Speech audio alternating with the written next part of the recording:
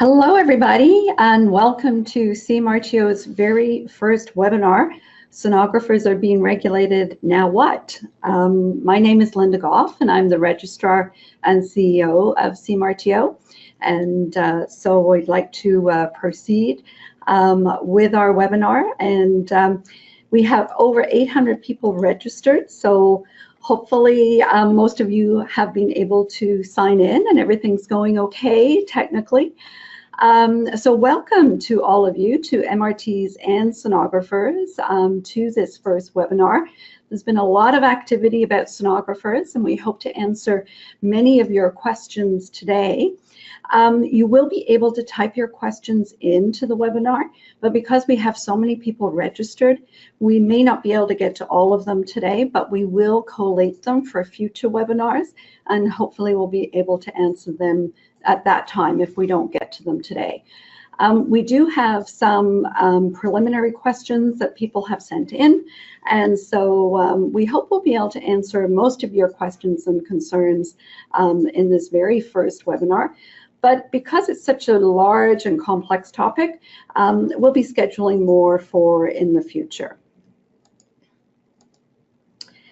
So you can find all the information that we're going to be talking about today on our website at www.cmrto.org. And up in the top right corner, you'll see a section called Sonography Application. And everything that you need to know is in there, including this booklet, DMS regulation information and FAQs.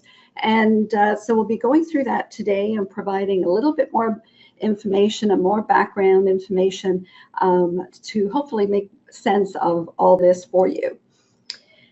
And the first question is, how are health professionals regulated in Ontario? That's something that's new to sonographers, but not to other healthcare professionals. And the first thing to remember is that the regulation of health professionals, and in fact all professionals, is a provincial jurisdiction. So it's a decision of the Ministry of Health if a profession is to be regulated. And there's one piece of legislation called the Regulated Health Professions Act, this umbrella legislation, and it governs 26 health professions in the province. And it creates a common framework for the whole healthcare team in delivering healthcare services to patients in Ontario. So it's important that when you're working with physicians and midwives and nurses, that you're all talking the same language. And so the RHPA does that and makes it easier for the healthcare teams to be able to coordinate care for their patients. Under the RHPA, there's profession-specific legislation, and the one for our profession is the Medical Radiation Technology Act, or the MRT Act, and it was proclaimed in December of 1993. So under the RHPA, there's 26 health professions, and here's a list of all of them. You can see it's quite extensive. There's the ones that you'd expect to see, the physicians and surgeons, pharmacists, nurses, respiratory therapists, chiropractors. And then there's some newer ones, such as traditional Chinese medicine, homeopathy, naturopathy, and psychotherapy. So those are our newer professions that have just been regulated now about 6 years. But what you don't see is under medical radiation technologists, you don't actually see which specialties are listed there. And so we're going to be talking more about that as we go through today's webinar. Here's our legislative framework. So we have our Regulated Health Professions Act, which is the umbrella legislation for all the health professions that you saw listed on the previous slide. And under that legislation, there's 26 profession-specific acts, and they create the regulatory colleges. So the Nursing Act, Physiotherapy Act, and for our college, the Medical Radiation Technology Act. Under the acts, we have regulations, and the college regulations have to be approved by cabinet. So the college creates the regulations after consultation with its members, and council approves them, and then they go to the government for cabinet approval before they're enacted. And then under that, we have college bylaws and policies that are approved by the College Council. And that covers things like fees, the election processes, professional liability insurance. But ultimately, it's a risk assessment. So the government looks at the practice of a health profession, and what they have to decide is, does the practice of the profession pose a danger to the public if it's performed by unregulated or unqualified practitioners? And so basically this risk assessment, they want to protect the public from unqualified practitioners if that practice could harm the public or harm patients in any way. Under the RHPA, all the colleges have collaborated to create a website for the public of Ontario, telling them about the Ontario health regulators. And here is the website. So you can go and find out more information there. But I think it's interesting to see that there's 300,000 healthcare professionals in Ontario. So while this is new to sonographers, it's certainly not new to the majority of healthcare professionals in the province and to MRTs.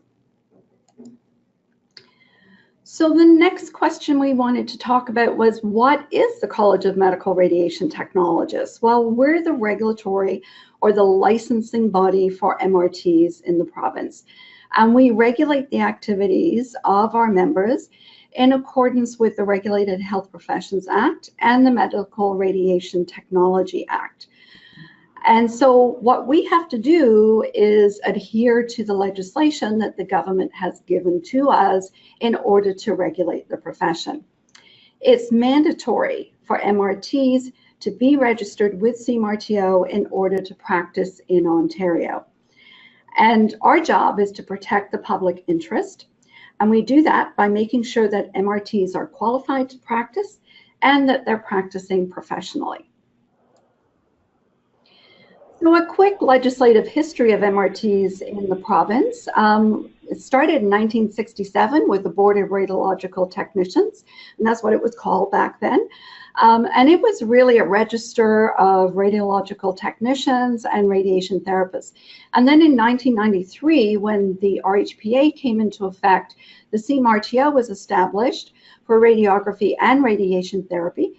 And for the first time, nuclear medicine technologists were included in the MRT Act. So then we had 3 specialties. In 2003, MRI technologists became regulated with CMRTO as a 4th specialty. And in 2011, our act was amended to include a revised scope of practice statement and additional authorized acts. So updating the regulatory framework or the legislative framework to reflect the changes that had happened in practice and the evolution of the technology. And then this year, on January 1, 2018, diagnostic medical sonography became regulated with CMRTO as a 5th specialty. So now we have the 5 specialties of radiation therapy and all the medical imaging specialties regulated with CMRTO. So you can see we've got quite a long history of regulating the profession. I have a little video here for you about self-regulation and what it is that the college does. So I'll just pull it up. Medical radiation and imaging technologists in Ontario are self-regulated professionals. Self-regulation is based on the idea that qualified professionals have the knowledge, the skills, and the judgment to set the required qualifications and competence to be members of that profession, with the goal, in the case of our profession, of ensuring safe and effective delivery of medical radiation and imaging services.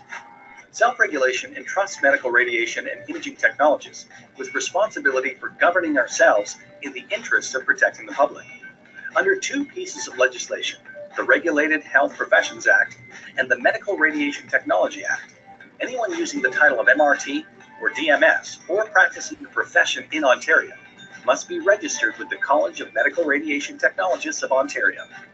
CMRTO regulates the profession in 5 specialties: radiography, nuclear medicine, radiation therapy, magnetic resonance, and diagnostic medical sonography. Funded by our members and governed by elected professional members and appointed public members, Our college sets the requirements for becoming a medical radiation and imaging technologist. We set the standards of practice for members who provide medical radiation and imaging services, and we ensure members maintain their professional competence by addressing any concerns through formal complaints, investigation, and discipline processes. Self-regulation is a privilege, but self-regulation also requires continued public confidence that our profession will set and maintain among our fellow practitioners high standards of safe, effective, and ethical care. To learn more, visit cmrto.org.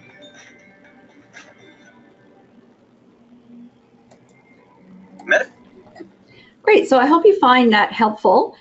Here's a slide that shows you how many members we have. We have just over 7,000 members now, and the majority are in the specialty of radiography. That's our largest one. We expect that diagnostic medical sonographers will be almost as large as radiography, but we're still waiting to see the numbers. We're expecting between 3,000 and 4,000 sonographers to be joining us over the next year. So we are getting much larger now. Our council is our board of directors, and they are made up of 8 elected members, so professional members that our current members vote for in elections every year. And then once they're elected, they're appointed to the council. And we also have 7 public members who are appointed by the government, and they participate in all the decisions of the college.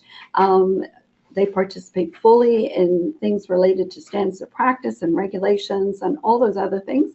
And so that's the public accountability part that we have on our board. The role of council is to establish standards of practice and other policies. They set the regulations and bylaws, and they identify our strategic directions and policies. They also ensure that our policies are established in accordance with the legislation, and that all our activities are compatible with our mission, and that we're responsive to stakeholders. So although we might want to do something that's outside the scope of the legislation prevents the college from doing that. The council always has to make sure that we're adhering to the legislative framework and always protecting the public. In order to assist the college in doing its work, we do have some committees, and these are established in the Regulated Health Professions Act. And I just wanted to point out that non-council members are also appointed to statutory committees. And we just last week sent out the notice of applications for appointment to the statutory committees. It was sent to all our members and also all the current sonography applicants that we had in our system. So we will be looking for sonography applications. So if you're interested, please complete an application and get it into us by the submission date. Wendy Raby is our president. Wendy is a member of council, so she's an elected member, and she is voted to the position of president by the council. And she's an MRT, and she's also the manager at the Children's Hospital of Eastern Ontario. So this is self-regulation in that we have members of the profession on our board and participating in all the decisions. I am the registrar and CEO, and I am the staff person. So council hires me as a staff person, and I have a team of people to assist me in meeting all our regulatory obligations, and also in the strategic direction that council gives us. Here's our senior staff. We have Caroline Morris, who is our deputy registrar, and she takes care of registration. So she's very busy with her registration team right now, going through all the applications and getting the processes ready to start to register sonographers. Annette Hornby is our director of quality assurance. And as you can see, Annette is an MRT and also a sonographer. So she has been instrumental in helping us and working through the processes to make sure that everything is covers all the essential components for the regulation of sonographers. And then Tina is our director of professional conduct, and she's our lawyer. And she also takes care of all the intake of all complaints. And you may have questions about mandatory reporting, those kinds of things, and Tina will be able to help you in that regard. So why are sonographers being regulated with CMRTO? Well, it is a provincial ministry decision. And I think we really have to look at the diagnostic imaging department and keep in mind that big list of professions that are currently regulated. And note that in imaging departments, MRTs, radiologists, nurses, they're all regulated under the RHPA. But the sonographers are not. And for a member of the public coming in, can you tell who's regulated and who isn't?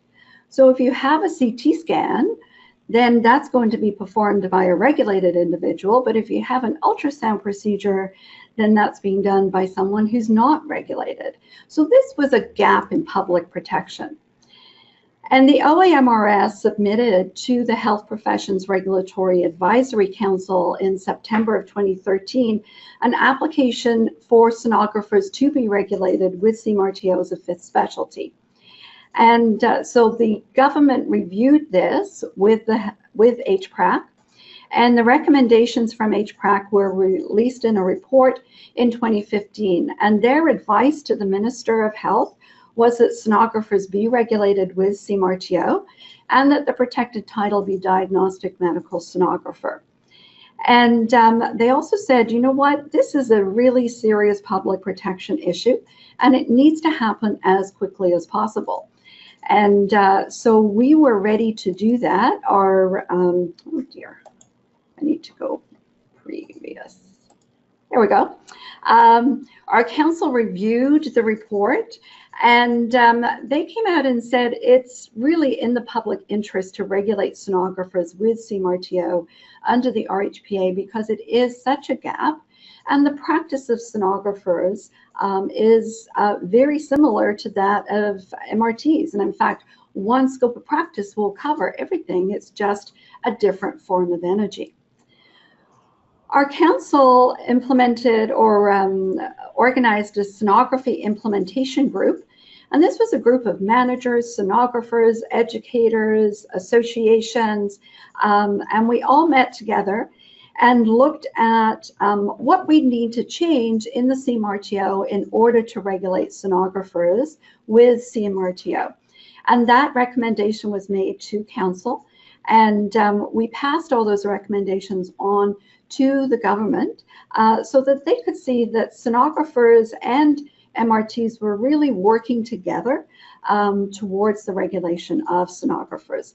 And then in August of last year, oh, that's the wrong date, should be 2017, sorry about that, the letter from Denise Cole came.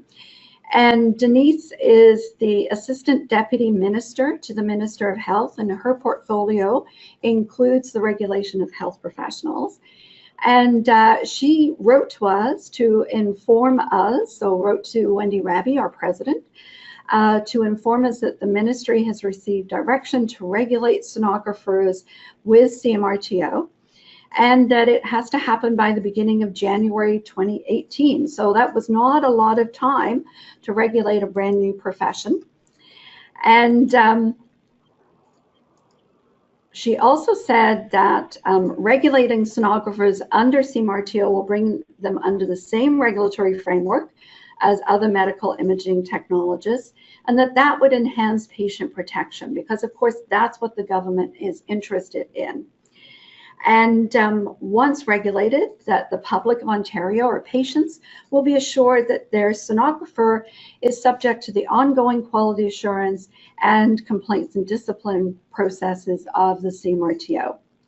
She also noted that CMRTO had successfully incorporated MRI technologists previously, and so they were confident that CMRTO could actually regulate sonographers with our existing framework in order to ensure the protection of the public.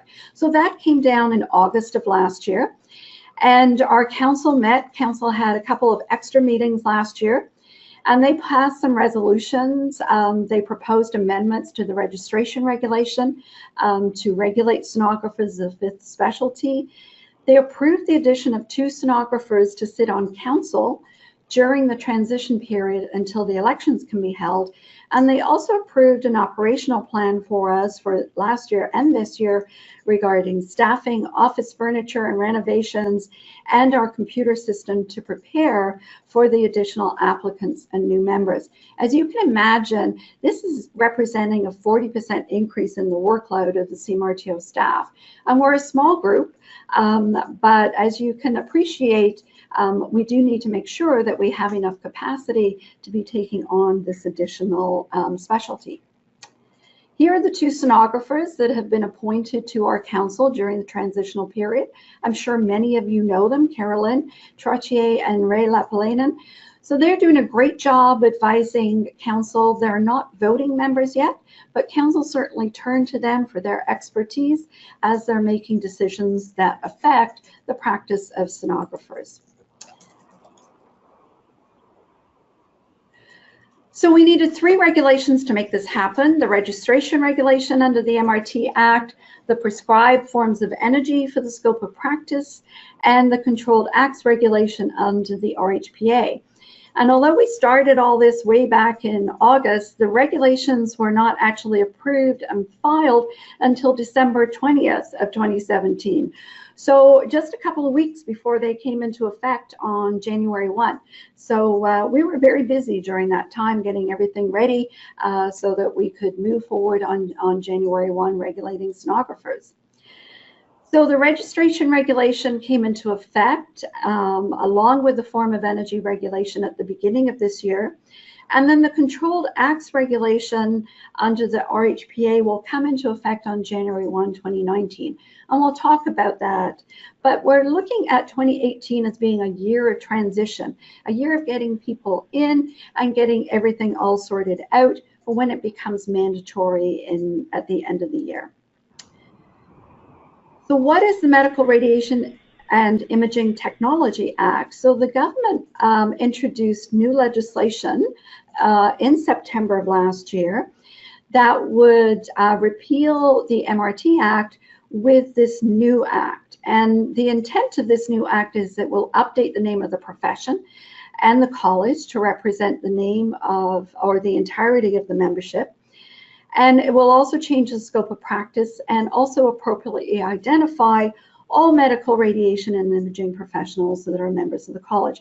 So this was a big deal, right? Because sonographers for many years didn't feel identified with a college that had only radiation in its title. So now we have imaging as well. So it's more inclusive of all the specialties of the profession. Will CMRTO be changing its name? Yes, it will if this legislation comes into force.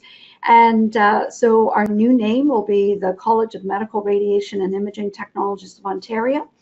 And it's expected this will come into force on January 1, 2019.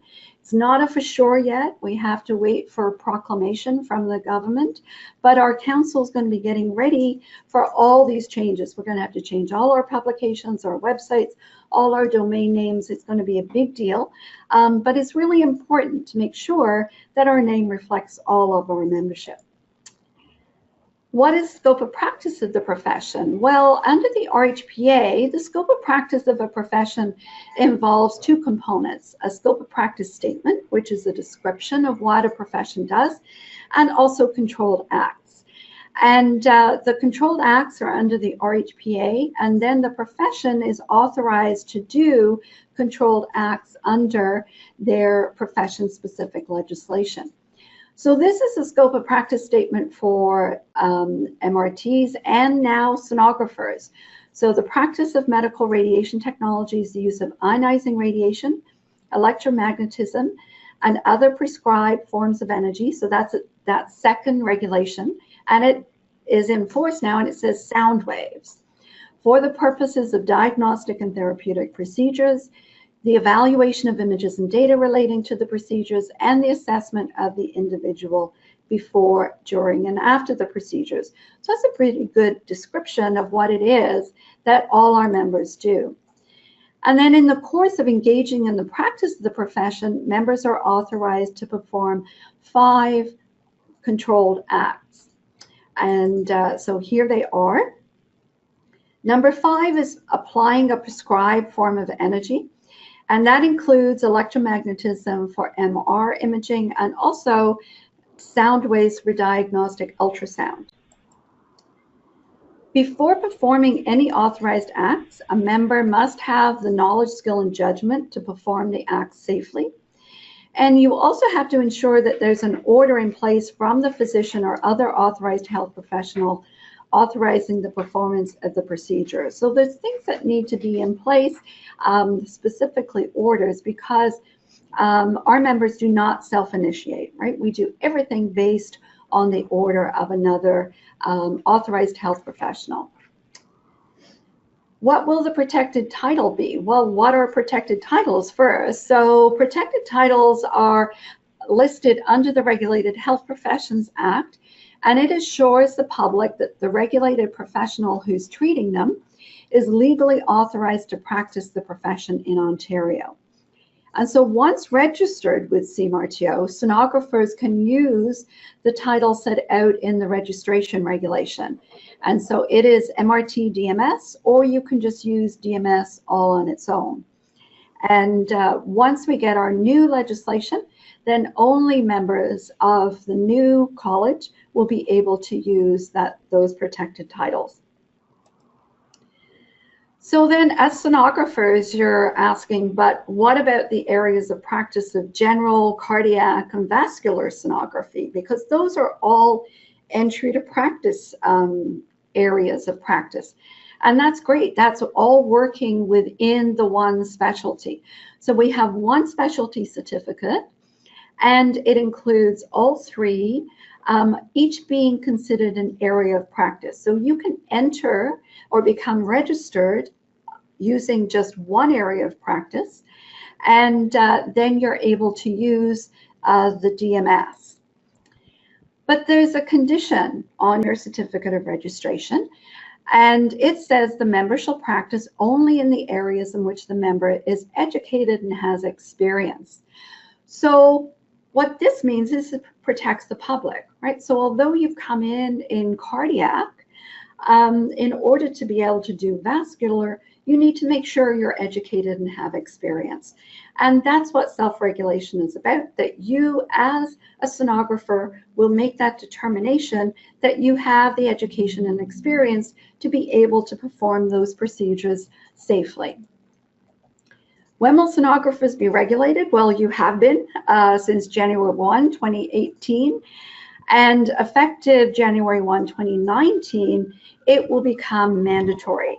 So sonographers must be registered with CMRTO in order to practice in Ontario and also to apply sound waves for diagnostic ultrasound. So we have this 1 year period of transition. So currently we have the legal authority to regulate sonographers, and sonographers are able to apply for registration with us, but it's not yet mandatory. We have a revised standards of practice and code of ethics that came into effect on January 1, and also a revised QA program, and our 1 year grandparenting period has commenced. When and how should you apply? Well, you can start applying now. It's an online application process, and it's on our website. In the top right corner there, you can see a box that says sonography application, and everything that you need to know is in there. So you can enter or you can access your member profile or your application profile and complete your application. It's not a 5-minute exercise, it takes time. So you're going to need to be able to go in and out, so you can do all that and get your application in. Once you're satisfied with it, then you'll be able to submit it to the college along with the application fee, and we will be able to review it and let you know what you need to do in order to become registered. If you are applying based on work experience or the grandparenting period, then your application and fee must be submitted by the end of day on December 31st, 2018. So that's the mandatory grandparenting period. It ends at the end of this year. When and how will you become registered? Well, first you have to meet the requirements set out in the registration regulation.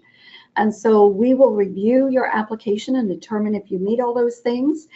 and will notify you about the next steps in order to become registered. So in 2018, there's two main methods of becoming registered, either grandparenting or completing an approved program and an approved examination. After you've become registered, then members must meet conditions of registration each year. So you only have to do this big application once. Once you're a member, you have to pay your fee and meet the other conditions like adhering to the standards of practice of the college, but it is an ongoing process. And it's recommended that you complete the registration process, including paying the fee in October, November, or December, but certainly no later than December 8th. And that's because we're going to have a lot of applicants or a lot of registrations coming in, and we want to make sure that we have enough time to register everybody before it's mandatory on January 1. What's the grandparenting provision? Well, it's this one-year period that permits individuals currently practicing to apply for registration in the specialty. And so the philosophy is, if you're practicing the profession now, you shouldn't lose your job because regulation has come in. And so we bring everybody in under the grandparenting, and then you're required to meet the standards of practice and all the other requirements, so the public is protected. So you must have been engaged in practice within the scope of practice on the day that the regulation came into force, or for at least 400 hours in the previous year or 1,200 hours in the previous 3 years. And you have to demonstrate competent practice.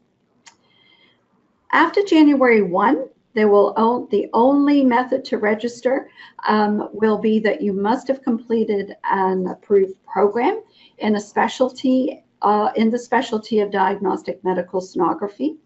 And so those are the programs that are approved by council now. And you must have completed one or more of the examinations approved by council. And for starting next year, it will be Sonography Canada, or only Sonography Canada. And so you must also meet those two requirements in the same area of practice within the specialty. So either general, cardiac, or vascular.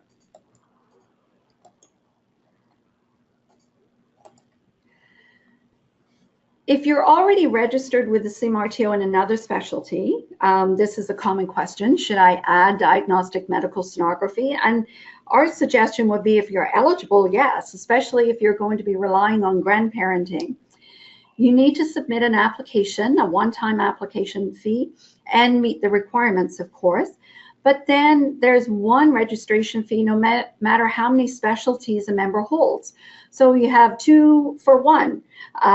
So the one registration fee will cover more than just the one specialty.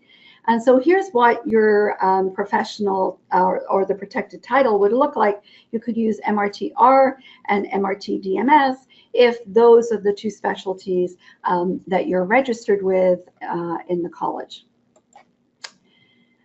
Another question we get: I'm not performing ultrasound procedures on patients. Should I become registered?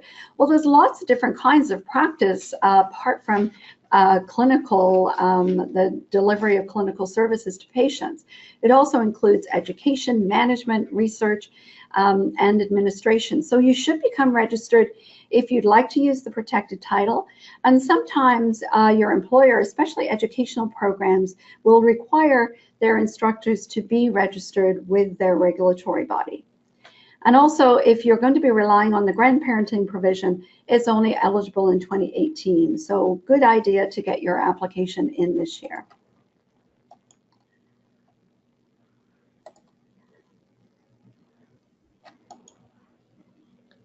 I'm sorry, here we go. Why will my name appear on the public register of members? Well, the RHPA has a transparency component that requires all health professionals' registration status and past conduct to be on the public register. So our register of members is on our website, and all member information that's not available to the public, CMRTO keeps strictly confidential. Employers use the public register to confirm the registration status of their employees, and the information contained on our public register is always current. It gets updated live. Here's the information that has to be on the public register, so name, class of registration, any terms, conditions, and limitations, those kinds of things. I'm having trouble with this mouse. Sorry about that. There are some exceptions to the rule that register information is available to the public. The one that we come across most frequently is where disclosure may jeopardize the safety of an individual. So if you're in that kind of situation, you can contact the college and we can help you through that process.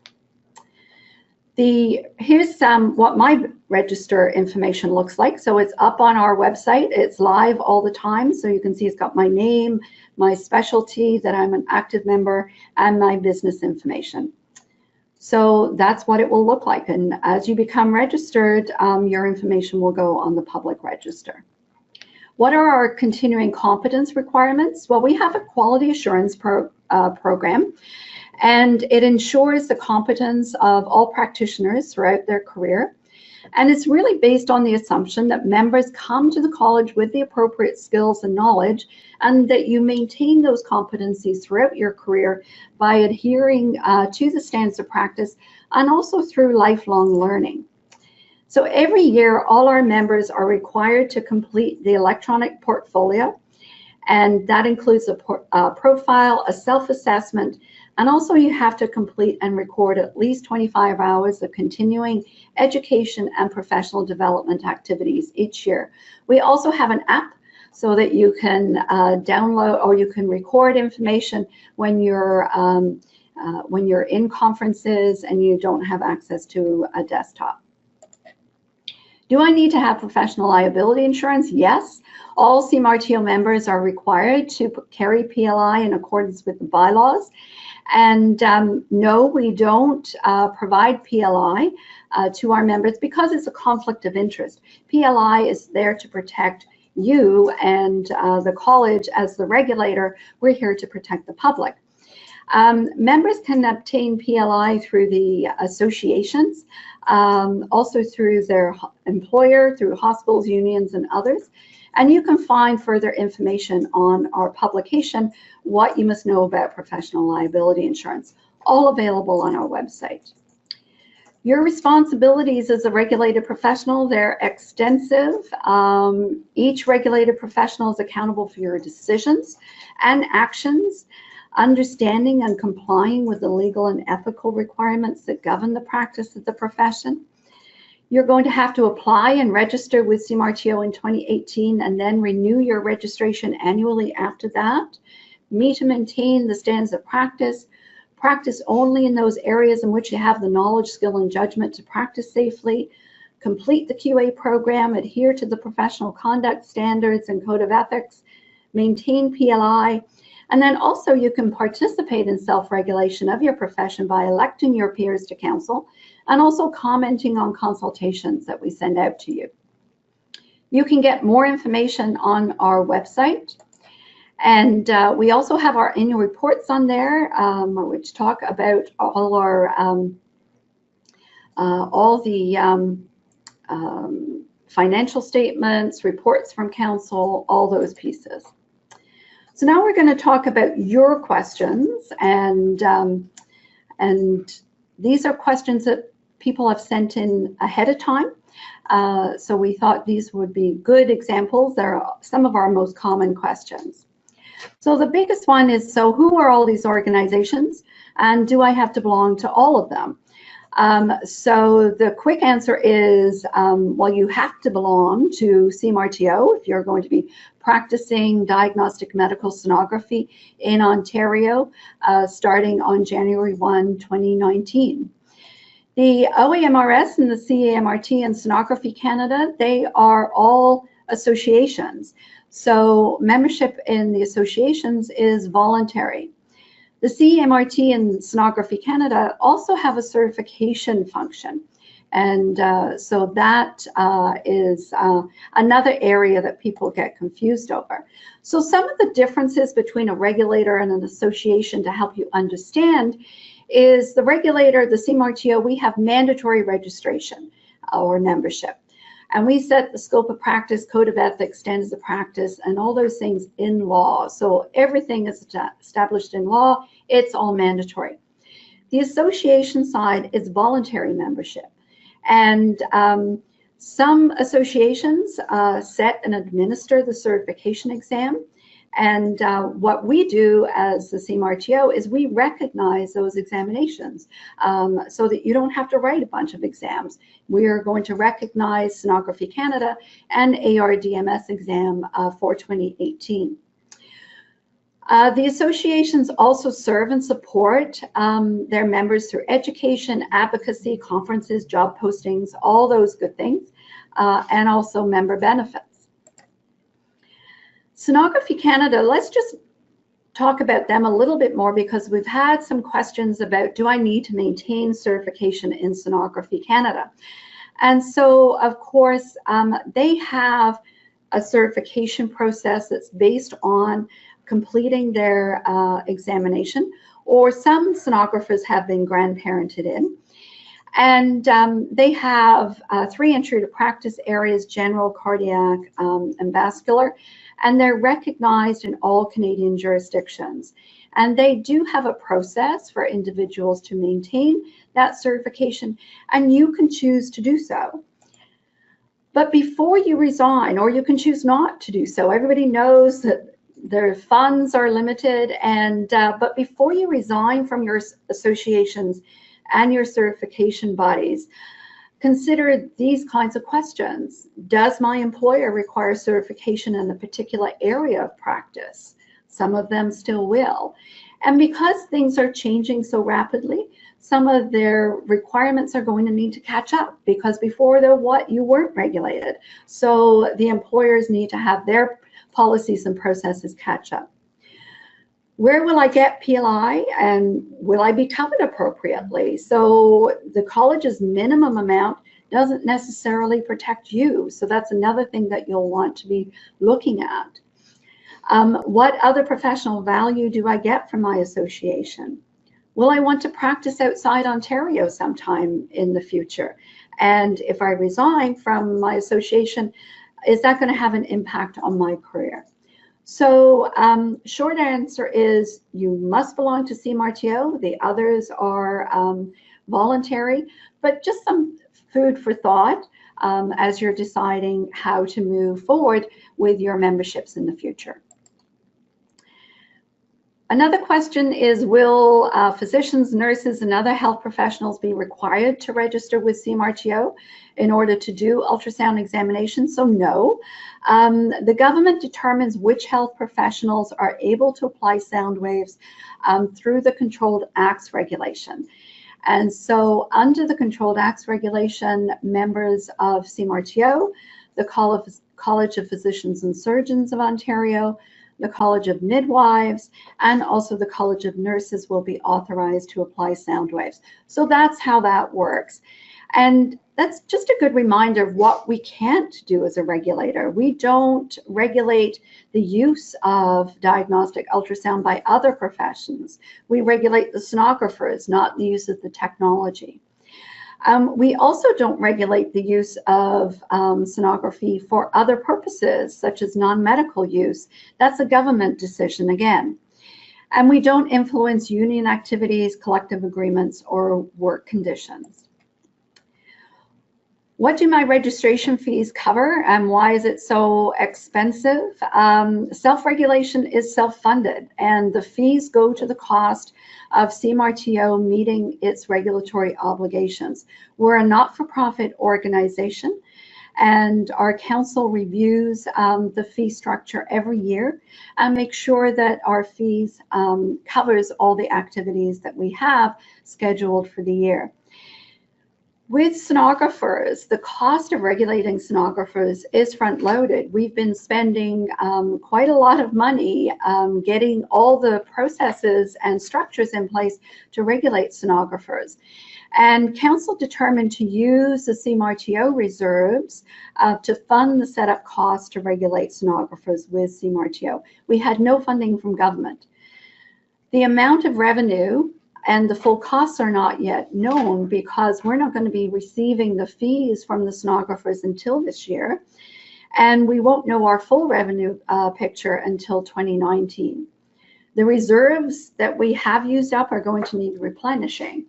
And so any impact on CMRTO fees, either positive or negative, won't be known until the end of 2020. So we'll be watching that and keeping a good eye on it, but it's just too early to say if there will be any impact on the fees. Another question, MRTs are eligible for reimbursement of education costs through the Allied Health Professional Development Fund. And will sonographers be able to apply for these funds too? Well, yes, you will, because you will be members of the CMRTO, and the CMRTO is one of the approved professions that the ministry have established under this fund. So this is a ministry fund, and there's the website, and some regulated professionals are able to apply for reimbursement of education. So so that's all good. Of course, there's limits on how much they're able to reimburse, and it depends on the number of applications they have in a year. But the good news is that once you are a member of CMRTO, you will be able to access that fund. So that brings us to the end. Here's some topics for future webinars. And so if you think these would be helpful, please send us an email. You will be getting a little survey at the end of this webinar, and you can see there's a lot of material to cover in a very short time. And as we said, we will be looking at the questions that you've been sending in throughout the webinar and seeing if we can put together a future webinar to answer more questions specifically. So keep up to date, keep reviewing our website, Facebook, Twitter, our legislation learning package, and read your emails. That's an important piece. Tell your colleagues about the regulation of sonographers, and we'll work through the rest of the year together. Thank you so much for your attention. I hope you found this helpful, and good luck with the rest of your day. Thank you.